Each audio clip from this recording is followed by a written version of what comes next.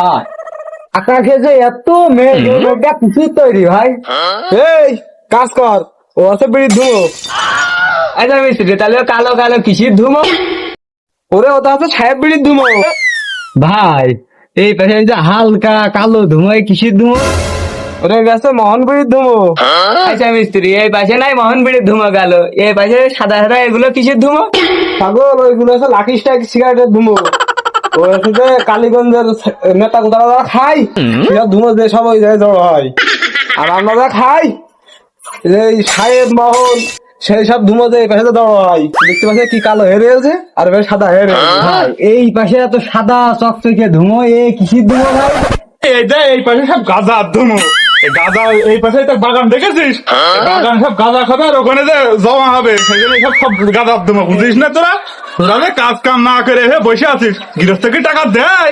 তোরা কালকে তো কাজেই আসবি না তোরা।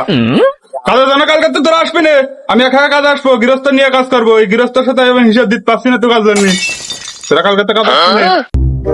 মিস্ত্রি সাহেব, কি বিষয় আছে কি? এ বাবু আর কইও না, কি হে এই সবার পাল কাছে এই দেখ বুঝাবে কি টাকা দিবি বাবু।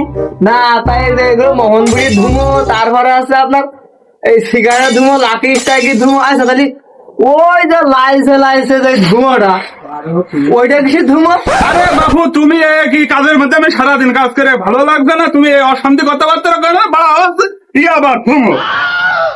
ওই গান্ডার গোষ্ঠী মাইরা দিছে সাইরা